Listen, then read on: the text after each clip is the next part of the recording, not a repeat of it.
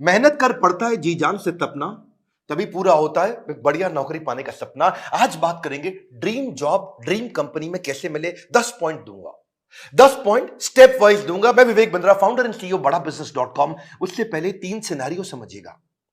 पहला सिनेरियो, जो काम करने में आपको बहुत मजा आता है और आपको अच्छे से करना भी आता है, लेकिन अगर उसके पैसे अच्छे नहीं मिले आपको तो आप जिंदगी भर गरीब रह जाएंगे। दूसरा सिनेरियो लेते हैं, जो काम करना आपको अच्छे से आता है, उसके पैसे भी मिलते हैं, लेकिन आपको प्यार नहीं है उस काम से, आपको मन नहीं करता वो काम करने को, तो आप जिंदगी भर बोर होंगे। और तीसरा सिनेरियो, जिस काम से आपको प्यार तो है, बाजार में उसकी तनख्वाह भी मिलती है, लेकिन आपको करना अच्छे से आता नहीं है, तो फिर आपको नौकरी नहीं, वो तो खाली एक सपना है, वो ड्रीम जॉब नहीं है, खाली ड्रीम है। सो बात समझते हैं कि 10 पॉइंट क्या किया जाए, एक अच्छे से आपको जॉब कैसे मिले। पहले जिस कंपनी में आप जॉब चाहते हैं, पहला पॉइंट है उस कंपनी के बारे में रिसर्च करो। उस कंपनी का विजन, मिशन, उसकी लीडरशिप, उसके माइलस्टोन्स, उस कंपनी के बारे में पढ़ लिख लो वहां रिज्यूमे भेजते वक्त। Naukri.com पे बहुत सारी अपॉर्चुनिटीज आपको मिलेंगी, लेकिन पहले कंपनी की वेबसाइट, इंटरव्यू में जाने से पहले उसके सोशल मीडिया, उसका एंगेजमेंट, mouthshut.com, glassdoor.com, उसका लिंक्डइन, उसके सारे गूगल पे सब चीजें, जितना ज्यादा आप इंटरेस्टेड होंगे उतना आपका कैंडिडेचर इंटरेस्टिंग हो जाएगा। जब आप इंटरव्यू में मिलते हैं ना लोगों से, if you are interested in the company, they will see you as interesting for the company. Company research के बाद दूसरा पॉइंट, जॉब डिस्क्रिप्शन को समझिए। जॉब डिस्क्रिप्शन की डिटेल मांगिए। आपका केआरए क्या होगा, केपीआई क्या होगा, आपसे क्या एक्सपेक्ट किया जा रहा है कंपनी में, यह मांग लो। अगर यह समझ में आ जाए कि कंपनी आपसे चाहती क्या है, करवाना क्या चाहती है, जॉब का डिस्क्रिप्शन, आपका केआरए की रिस्पॉन्सिबिलिटी एरिया, आपका केपीआई की परफॉर्मेंस इंडिकेटर, आपसे क्या एक्सपेक्ट किया जा रहा है इस रोल में, अगर वो मिल जाएगा तो पूरा ग्रिप आ जाएगा आपका इंटरव्यू में। तीसरा, अब जो इंटरव्यू लेने वाला है उसकी डिटेल निकालो। एचआर से जब आप बात करेंगे, पूछेगा आपका इंटरव्यू कौन लेंगे, उस इंटरव्यूअर का अगर आपको नाम मिल जाता है तो लिंक्डइन पे उसका प्रोफाइल खोल लीजिए। देखिए उसने क्या पोस्ट शेयर किया है, क्या आर्टिकल किया है, क्या उन्होंने कोई ब्लॉग शेयर किया है, उसके बारे में अगर आप तारीफ करेंगे और उसकी डिटेल उनको इंटरव्यू में बताएंगे तो वो आपकी आई फॉर डिटेल को बहुत पसंद करेंगे। मेरे साथ भी होता है कई बार, जब कोई मुझको इंटरव्यू देने आता है, बोलता है सर मैं तो आपका बहुत बड़ा फैन हूं, मैं तो आपके सारे वीडियो देखता हूं, तो मैं पूछ लेता हूं 5 वीडियो कौन से देखे थे जो आपको बहुत पसंद आए और मैंने उसमें क्या बताया। पता चल जाता है कि आदमी झूठ बोल रहा है या सच बोल रहा है। अगर डिटेल में लिया अपने इंटरव्यूअर को पहचान, तो अपने इंटरव्यू को बना लोगे सुपर आसान। इसको क्या कहते हैं, failing to plan means planning to fail. Plan करके जाइए, इंटरव्यूअर के बारे में पढ़ के जाइए। अब्राहम लिंकन भी बोला करते थे ना कि अगर मुझे पेड़ काटना हो, मेरे पास 8 घंटे हो, तो 6 घंटे तो मैं केवल धार लगाऊंगा, 2 घंटे में पेड़ काट दूंगा। 6 घंटे धार क्या लगाऊंगा, मतलब क्या, इतनी तैयारी कर लूंगा कि 2 घंटे में पेड़ अपने आप कट जाएगा। आसान है, लेकिन थोड़ा इसको समझ के जाओ। इंटरव्यूअर क्या क्वेश्चन पूछ सकता है आपसे, कि अपने बारे में बताओ, पूछेगा आपसे पॉपुलर क्वेश्चन क्या, आपको क्यों हायर करें, आपकी स्ट्रेंथ्स क्या है, आपकी लीडरशिप स्किल्स के बारे में बताइए, आपके पास एक्सपीरियंस नहीं है, आपको क्यों हायर करें। इस तरह अगर आप अपनी तैयारी करके जाएंगे, मजा आएगा। चौथा पॉइंट, एम्प्लॉयर सेंट्रिक रहिएगा। इस चौथे पॉइंट में ध्यान रखना, इंटरव्यूअर आपकी मानसिकता को जरूर चेक करता है। अपने आंसर्स को ऐसे कस्टमाइज करिए, आप आत्म प्रेरित, सेल्फ मोटिवेटेड दिखने चाहिए। एक एम्प्लॉय मानसिकता का होता है, इंट्राप्रेन्योर मानसिकता का होता है।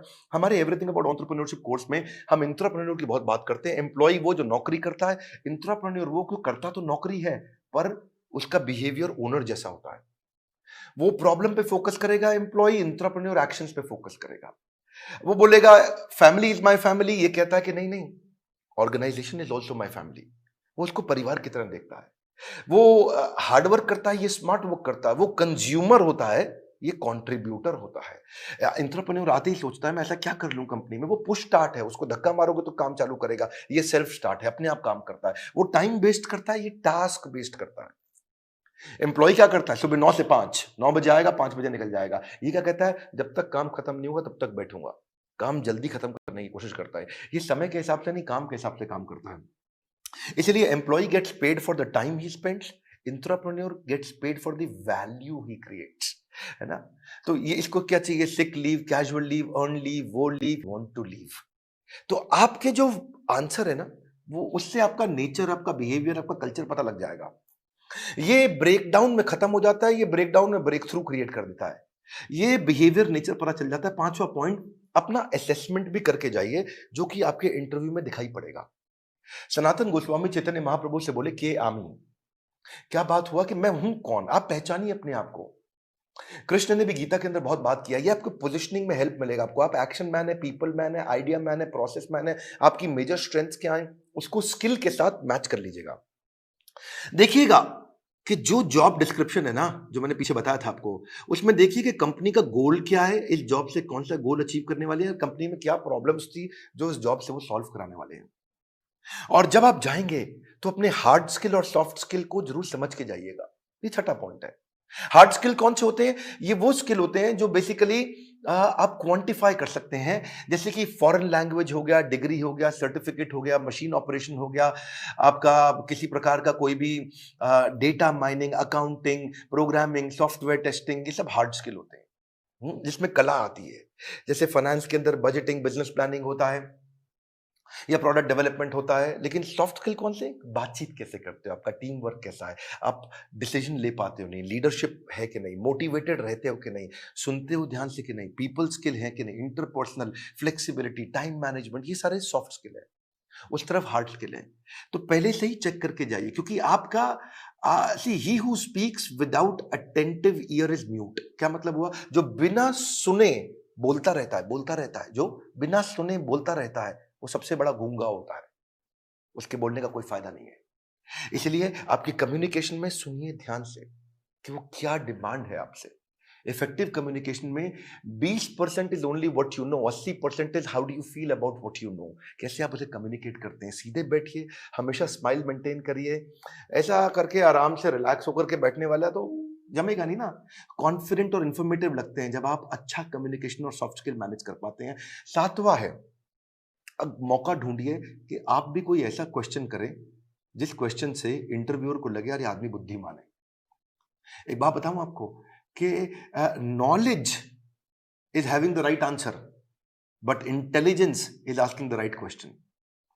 ज्ञानी व्यक्ति के पास उत्तर होता है, पर बुद्धिमान व्यक्ति के पास प्रश्न होता है। अगर आपने कोई ऐसा प्रश्न किया जिस प्रश्न से वो बहुत इंप्रेस हो सकता है, जैसे आप उनसे पूछिए इस बारे में, इस रोल से आप कौन सी प्रॉब्लम सॉल्व करना चाह रहे हैं, इस रोल के माध्यम से आप कौन सा गोल अचीव करना चाह रहे हैं, इस रोल से आप मेरी परफॉर्मेंस को कैसे इवैल्यूएट करेंगे। कितना पावरफुल आप प्रश्न पूछते हैं, यह भी सामने वाले को इन्फ्लुएंस करता है। आठवां, सैलरी नेगोशिएशन की बात आए तो बहुत जोर मत डालिएगा। अनरियलिस्टिक सैलरी हाइक से सामने वाला समझ जाता है ये केवल पैसे के लिए नौकरी करने आया है, ये वैल्यू नहीं क्रिएट कर पाएगा। इसलिए वैल्यू क्रिएशन पे फोकस करिए, वैल्यूएबल अपने आप आएगा। मैं इसमें आपको हमारे जो दूसरे डायरेक्टर हैं संजय कथोरिया जी, इनका आपको 2015-16 का एक्सपीरियंस शेयर करता हूं। एक बार ये श्रीलंका में एक कंपनी के चेयरमैन के पास इंटरव्यू देने गए और कंपनी के चेयरमैन ने इन्हें एक ही बात पे इनकी मर्जी की सैलरी दे दी। और वो क्या बात थी? जब उन्होंने पूछा क्या सैलरी लोगे, तो ये कहते हैं I believe in creating value and then sharing value. क्या मतलब हुआ इसका? कि मैं पहले 100 दिन आपके लिए वैल्यू क्रिएट करूंगा, अगर वैल्यू क्रिएट हो गई बढ़िया, तो उसके बाद आप उस वैल्यू को शेयर कर देना मेरे साथ, तब आप तनख्वाह मेरे हिसाब से दे देना। अभी आपको जो समझ में आता हो आप दे सकते हो मुझे, लेकिन मैं वो काम करके दिखाऊंगा, वो वैल्यू क्रिएट करूंगा, तब मैं वैल्यूएबल डिमांड करूंगा। Create value then share value. ये बात सामने वाला इतना इंप्रेस हुआ, बोला कोई बात नहीं, 100 दिन की बात की है, आज ही बता दो क्या तनख्वाह लोगे।